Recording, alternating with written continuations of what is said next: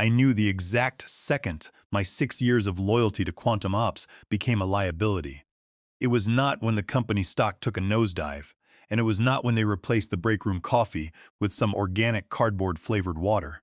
It was the moment Julian Thorne walked into the main engineering bay. Julian was the new chief technology officer. He was 29 years old, wore a fitted fleece vest over a designer shirt, and smelled like expensive cologne and unearned authority.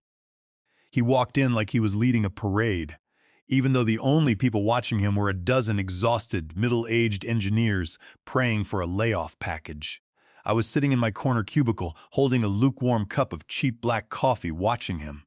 I am Arthur Vance. I am 54 years old. In tech years, that makes me a dinosaur.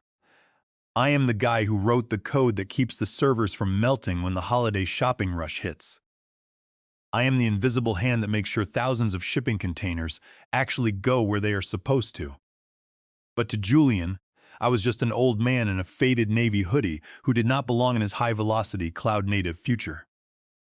"Listen up, team," Julian said, clapping his hands together. "I have been auditing our infrastructure. Frankly, it is a mess. It is legacy garbage. We are shifting to an AI-driven microservices architecture by the third quarter." He threw a slide deck onto the screen.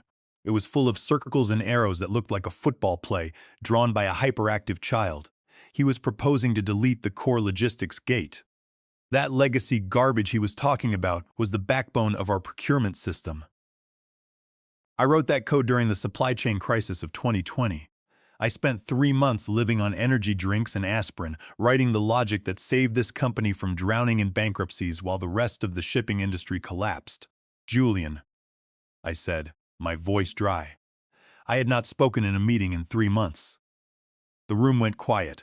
That module handles 90% of our vendor compliance. If you yank that out, you are not pivoting. You are shutting down the company. Julian looked at me. He had that smooth, practiced smile that did not go anywhere near his eyes. He looked at my gray hair, my cheap glasses, and then checked his smartwatch. "And you are?" he asked. He knew exactly who I was. I was the biggest line item on the IT budget, the one the CFO always questioned but never dared to touch. "I am Arthur," I said. "I built the system you are planning to delete." Julian let out a short, condescending laugh. "Right, Arthur. Look, I respect the history. You did great work in the old days, but we are running a business, not a museum. Your monolithic code is holding us hostage. We need agility. We need velocity. We do not need this patchwork, old-timer, old-timer." The word hung in the air.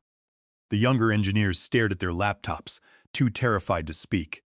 They knew the truth, but they also wanted to keep their paychecks. What Julian did not know, because he was too busy looking at his own LinkedIn profile, was the history of how I got here. Back in 2018, when Quantum Ops was just a tiny startup with 3 employees and a stack of unpaid bills, they could not afford my consulting rate. I was a senior database architect, and my fees made startup founders cry. So my lawyer, a sharp guy named Wesley Pierce, came up with a different arrangement. I did not sign a standard employment agreement. Instead, I signed a technology licensing agreement. I incorporated my own company, Ironclad Logic LLC, and licensed the core logistics code to Quantum Ops. They did not own the software, they just paid for the right to use it. And as part of the deal, I was hired as the on-site support engineer to keep it running. Julian did not know any of this. He saw a 54-year-old guy in a hoodie and assumed I was a regular employee who could be replaced by a couple of fresh college graduates. He thought he was clearing out the attic. He did not realize he was trying to tear down the foundation of the house while he was still sleeping in the master bedroom. I did not argue with him. I did not raise my voice. When you have been in this industry as long as I have, you learn to let people make their own mistakes. I just checked the date on my phone. The quarterly licensing payment from Quantum Ops to Ironclad Logic LLC was due in exactly 4 days, under Section 4.2 of our agreement. If they missed the payment and attempted to modify or bypass the core software, it was a material breach.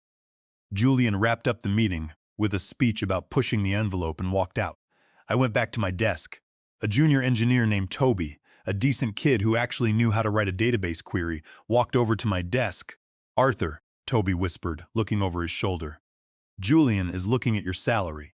I think he is going to cut you loose." Do not worry about me, Toby, I said, taking a sip of my coffee. Just do yourself a favor.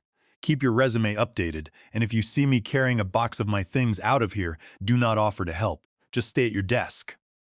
Over the next 3 days, the isolation began. First, I was removed from the engineering calendar invites. Then, my access to the main Slack channels was revoked.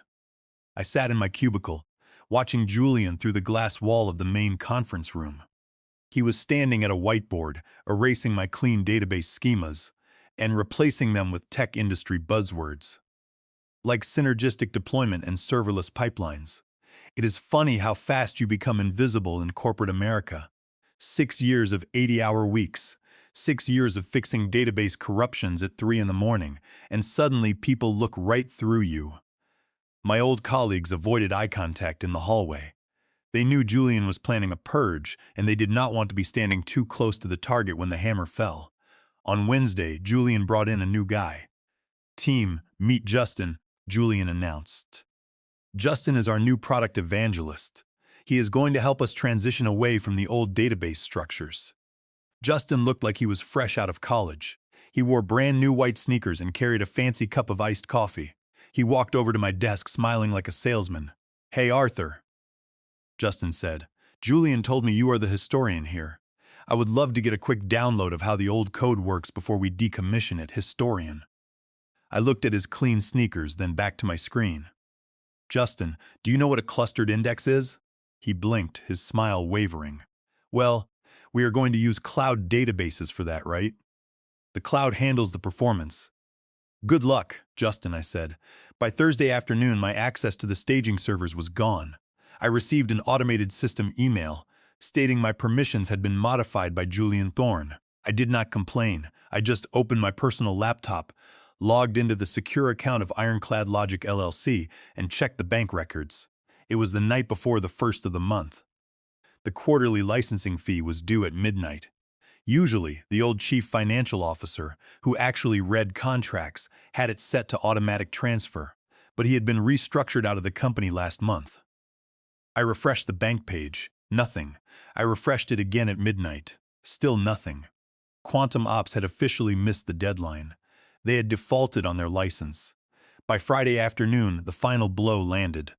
I received a calendar notification for a meeting sync at 4:30 p.m. in Meeting Room B. The organizer was Eleanor Hodge, the head of human resources. The subject was simply quick discussion. I knew exactly what that meant. In the corporate world, Friday afternoon is the graveyard shift. They fire you at the end of the week, so you do not have time to cause a scene in front of the other employees, and the weekend gives everyone time to forget you ever existed. I spent the next 30 minutes packing my personal belongings. I did not have much. A small toolkit of precision screwdrivers I had used for 20 years, a couple of family photos, and a small cactus in a ceramic pot that had somehow survived the dry air of the server room. I did not touch the company laptop they had issued me. Instead, I ran a secure data destruction utility on its hard drive. I did not steal any data, and I did not install any malware. I am a professional. I simply wiped my personal credentials, configuration files, and active session tokens. I left the operating system clean and blank. At 4:25 p.m., I checked the bank account of Ironclad Logic LLC one last time. Still no payment. I closed my personal laptop, slipped it into my backpack, and walked toward Meeting Room B. Meeting Room B was a glass-walled office right next to the elevators. It was designed so everyone in the hallway could see you, which always felt like a deliberate attempt to humiliate people. When I walked in, Julian was already there. He was leaning against the window with his arms crossed, looking like he was posing for a business magazine. Eleanor Hodge sat at the table looking at a stack of papers. She looked tired and she avoided my eyes. "Have a seat, Arthur," Eleanor said, her voice soft and clinical. I sat down and placed a thick yellow folder on the table. Julian glanced at it and smirked. He probably thought it was a portfolio of my work, a last-ditch effort to prove my value to him. "Arthur," Julian began, taking over the meeting before Eleanor could speak, "we are moving in a new direction. As we build this high-velocity, AI-driven infrastructure, we are finding that your specific skill set no longer aligns with the future of quantum ops. We need developers who are comfortable with modern environments, not legacy systems." I nodded slowly. keeping my face blank. So we are terminating your employment, effective immediately, Julian said, sounding almost pleased with himself. Eleanor has the paperwork. We are offering you a standard severance package of 2 weeks of pay, contingent on you signing these documents. Eleanor slid a thick stack of papers across the table. I looked at the top page. It was a standard termination agreement, but it included a strict non-disclosure agreement and a non-disparagement clause. If I signed it, I would receive a few $1,000s, but I would lose the right to speak about my time at the company or defend myself in court. I did not touch the pen Eleanor had placed next to the papers. I looked at Julian. So, you are terminating my employment as the resident support engineer, I said. That is correct, Julian said. Security will escort you to your desk to get your things, and then out of the building. I reached into my pocket, pulled out my security badge and slid it across the table. Then I reached into my bag, took out the wiped company laptop, and set it next to the badge. There is my badge and there is the hardware, I said. My employment with Quantum Ops is officially over. Now, we need to discuss the business relationship between Quantum Ops and my company, Ironclad Logic LLC. Julian frowned, his smile disappearing. What are you talking about? I opened the yellow folder on the table and pulled out a document. It was the original software licensing agreement signed in 2018 by the founder of Quantum Ops. I turned it around and slid it toward Julian. I do not work for you, Julian, I said. I never did. I am the sole owner of Ironclad Logic LLC.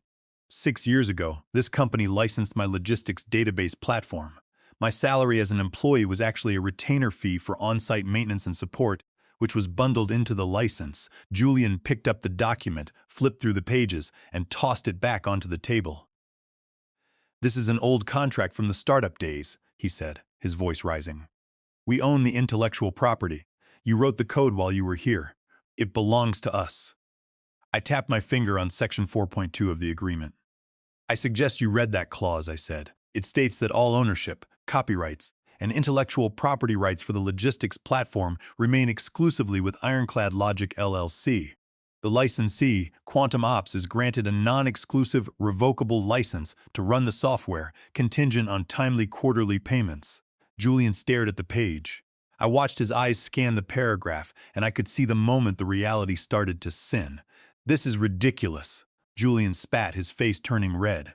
You are on our payroll. That automatically transfers the rights.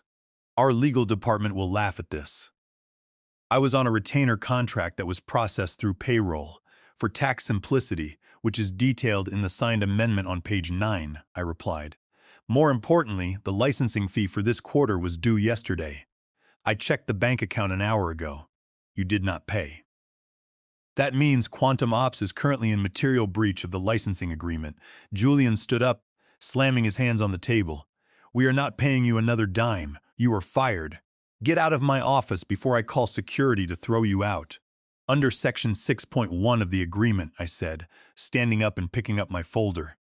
In the event of a payment default, the licensor has the right to suspend the software license. Since you have terminated my support role and defaulted on the payment, you have 72 hours to cure the breach. If the license fee is not paid by Monday morning, the software will automatically deactivate. You are bluffing, Julian yelled. You do not have the guts to shut down our system. I looked at him, then at Eleanor, who was staring at the contract with wide eyes. Good luck with the AI migration, Julian, I said. I walked out of the room. I walked out of the building and into the parking lot. The air was warm and heavy, but for the first time in years, I felt like I could breathe. I got into my old Ford truck, tossed the yellow folder onto the passenger seat, and drove straight to the liquor store. I did not go to the fancy one.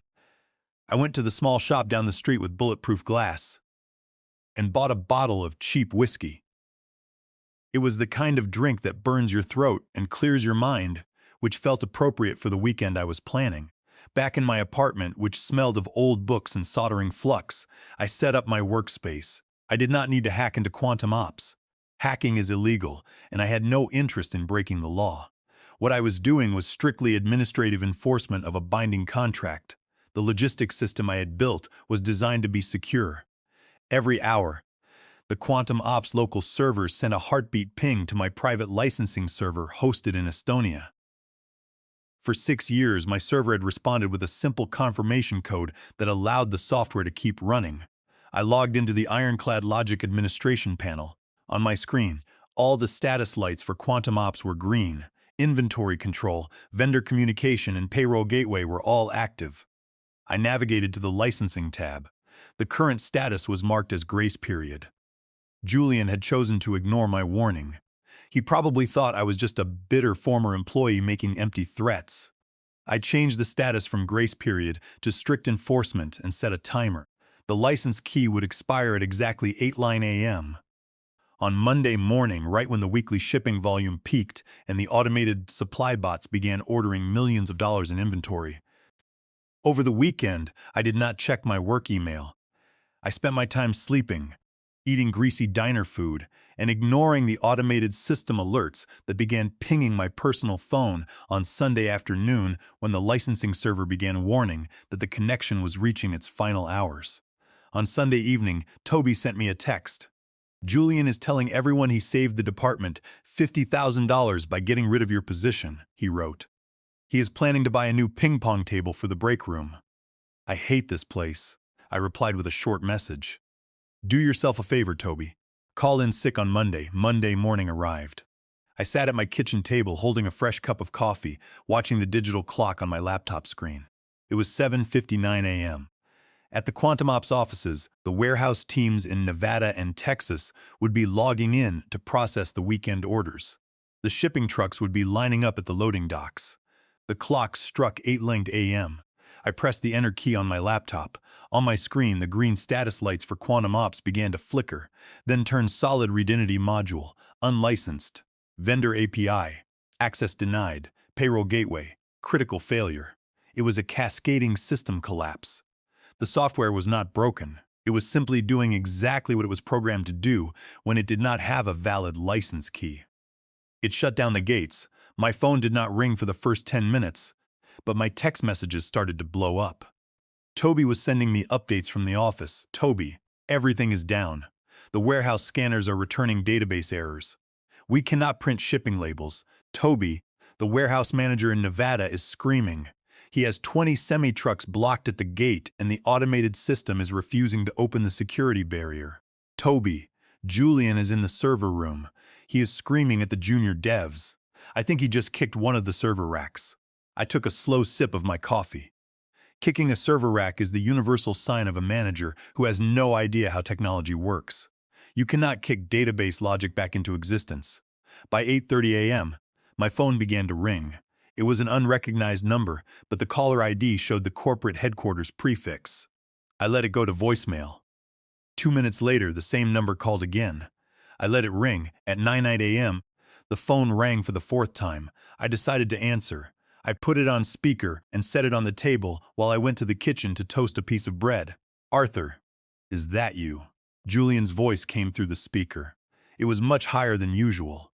The cocky, confident tone from Friday was completely gone. He sounded like a man who was drowning. "This is Arthur," I said, buttering my toast. "We have a massive system outage," Julian yelled. "All our databases are locked. The error logs are showing a licensing block. Did you put a logic bomb in our system? This is illegal. We will sue you." "I do not work for Quantum Ops, Julian," I said calmly. "I do not have access to your network. If your databases are locked, it is because your software license has expired. Did you pay the quarterly invoice?" Julian paused. "The invoice? I told you we are not paying that ridiculous fee. We own the code. You do not own the code, Julian. You own a license that you chose not to pay. The software did what unlicensed software does. It stopped working." "Turn it back on immediately," Julian demanded. "We are losing $15,000 a minute. The CEO is on his way to my office. Turn it on now." "I cannot do that, Julian. The license has been suspended due to non-payment and unauthorized modification of the database schemas. My lawyer is currently drafting a formal cease and desist order for copyright infringement under federal law." Julian gasped. "You are bluffing." I hung up the phone. 10 minutes later, the phone rang again. This time, the caller ID showed the personal line of Oliver Finch, the Chief Executive Officer of Quantum Ops. Oliver was a man in his early 60s who spent most of his time on golf courses and yachts, leaving the day-to-day operations to his executives. But when the company engine stopped running, Oliver was forced to pay attention. I answered the call. "Arthur," Oliver said, his voice deep and vibrating with forced warmth. "Good morning. I hear we have had a misunderstanding. I just spoke with Julian, and I think he handled your situation poorly. He is young, he has a lot of ambition, but he does not understand how important you are to our family here." "We are not a family, Oliver," I said. "We are business entities. I was a contractor, and you are a client who has defaulted on their payments." Of course, Oliver said, his voice dropping to a soothing tone. "I understand you are upset. Let us put all this hostility aside. If you come back to the office today, I will personally guarantee a raise. We can bump your salary by 30%, and we will get Julian to apologize to you in front of the entire team. We need the system back online, Arthur. The board is calling my cell phone every 5 minutes. I do not want a raise, Oliver," I said, "and I do not want my job back. That bridge has been burned, and the ashes have been swept away. Then what do you want?" Oliver's voice lost its warmth, turning sharp and demanding. "Are you holding our company hostage? That is extortion. We can call the federal authorities." "It is not extortion, Oliver. It is a vendor dispute," I replied. "You are currently running unlicensed proprietary software owned by Ironclad Logic LLC. Under Title 17, Section 106 of the United States Code, my company holds the exclusive rights to reproduce and distribute that software. Because you missed the payment deadline and Julian attempted to modify the code without my permission, you are in willful violation of federal copyright law." I took a breath and continued. Under 17 U.S.C. Section 501, every single shipping transaction your database processes right now is an individual act of copyright infringement. The statutory damages for willful infringement can go up to $150,000 per violation. Your system processes about 3,000 shipments a day. You do the math. The federal authorities will not help you. They will tell you to pay your bills. There was a long silence on the line. I could hear the faint sound of typing in the background. Oliver was likely sitting with the company general counsel, who was checking the law. "What are your terms?" Oliver finally asked, his voice flat. "You have two options," I said. "Option A is you build a new system from scratch. Julian seems to think his AI microservices can handle it. Let him build it. It took me 6 years to design, build, and optimize quantum ops. If Julian can do it in 6 days, good luck to him. We cannot wait 6 days, let alone 6 years, Oliver snapped. We will be bankrupt by Friday. What is option B?" "Option B is a complete buyout," I said. "You purchase the software, the source code, and all intellectual property rights from Ironclad Logic LLC. Once the transfer is complete, you own the engine. You never have to pay me another licensing fee, and you never have to deal with me again." "How much?" Oliver asked. $2,600,000, I said. "That is insane," Oliver roared, his voice cracking. "That is a shakedown. The software is not worth that much. That figure represents exactly 1% of the revenue my code saved this company during the supply chain crisis of 2020, I said. "It also includes a 20% surcharge for the inconvenience of being called an old-timer by a kid in a fleece vest." "I cannot approve that amount," Oliver said. "It is too high. We will take our chances in court." "That is your choice," I said. "But there is one more detail you should know. The logistics software has an automated data security protocol built into its core. Under federal privacy laws and general data compliance regulations, unlicensed software is not permitted to retain active customer records. If the licensing server remains offline for more than 73 hours, the database initiates a security purge." "A purge?" Oliver gasped. "What does that mean?" "It means the system will begin encrypting and archiving all active vendor profiles, customer addresses, and pending orders into offline cold storage," I explained. "It does not delete them, but it makes them completely inaccessible to your live servers. The archive process will begin in exactly 59 minutes. Once it starts, it will take your team weeks to reverse the encryption, even if you pay the license fee." "You programmed a kill switch," Oliver hissed. "I programmed a compliance feature," I corrected. "You have 59 minutes, Oliver. I will send the DocuSign agreement to your personal email address.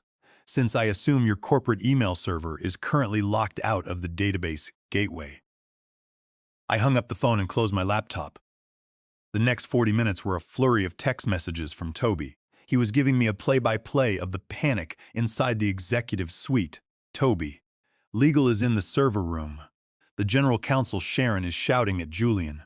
She found the 2018 contract and asked Julian if he actually knows how to read. Toby. Oliver Finch is red in the face. He wanted to call the FBI, but Sharon told him that since Quantum Ops breached the contract first by non-payment, the police would tell them it is a civil matter. Toby. Julian is crying. He is literally crying. He is trying to blame the vendor, but Sharon threw a binder onto the desk and told him to shut up. I checked the time. It was 10:45 a.m. There were 15 minutes left before the automated compliance purge sequence would initiate. My phone rang again. It was Sharon, the general counsel, Arthur. Sharon said, her voice tight and professional, the voice of a lawyer who is cleaning up a mess made by children. We have reviewed the agreement. Hello, Sharon, I said. Did you read Section 4.2? I did, Sharon sighed. And Section 6.1. Your contract is ironclad, Vance. I will give your lawyer credit. We cannot bypass this without risking massive federal liability. I am glad someone in that building knows how to read a contract, I said. Oliver has agreed to the terms, Sharon said. The DocuSign is signed. The wire transfer has been initiated. We need the system online the second the funds clear. I opened my bank application on my laptop. I refreshed the page, pending transaction. 600,000. Source. Quantum Ops. Inc. The money was there. My net worth had gone from enough for rent and groceries to enough to retire comfortably for the rest of my life in a single second. The transfer is complete, Sharon, I said. I logged into the Estonia server console. I entered the command to update the license status to perpetual. I followed it with the command to cancel the automated archive sequence. On my screen, the red status lights turned green.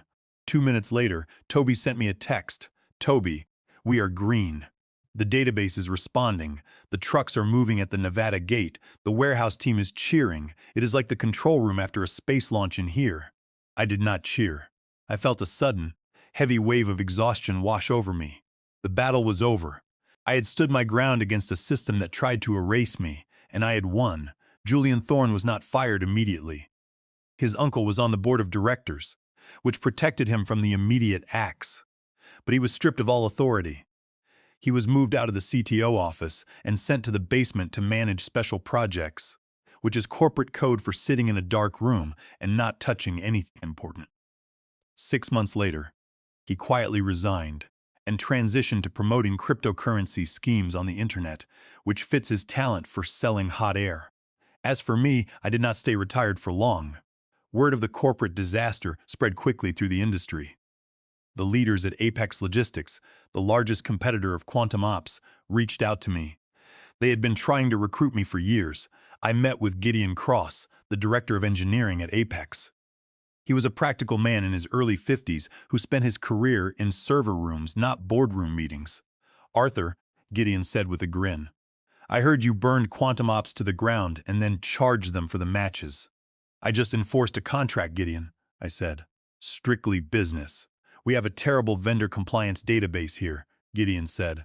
Leaning forward, it is slow and it crashes every week. We want to build something better than what Quantum Ops has. Can you build it for us? I cannot give you the code I sold to them, I said. That is their property now. I respect contracts. But that database was designed 6 years ago in Java. It is legacy architecture. In my spare time, I have been sketching out a new logistics system written in Rust, utilizing high concurrency database engines. It will not just match the speed of Quantum Ops. It will make their system look like a calculator. Gideon's eyes lit up. How long to build it? 6 months, I said. If you give me a small team of engineers who actually know what a database index is and complete autonomy, no product evangelists, no fleece vests, no Julian Thorns, welcome to Apex. Arthur, Gideon said, extending his hand. The contract I signed with Apex Logistics made my $2.6 million buyout look like a deposit. 6 months later, we launched Apex Prime. It was faster, cleaner, and completely crushed the market. Quantum Ops lost 40% of their shipping volume in the first quarter because their system was maintained by terrified junior developers, who were too scared to modify a single line of code, fearing they would lock up the company finances again. I am sitting in my new home office now. The yellow folder containing the 2018 licensing agreement is framed and hanging on the wall right above my dual monitors. Section 4. 2 is highlighted in yellow. The clause that bought this house. Here is the lesson for the developers and engineers out there who are getting older.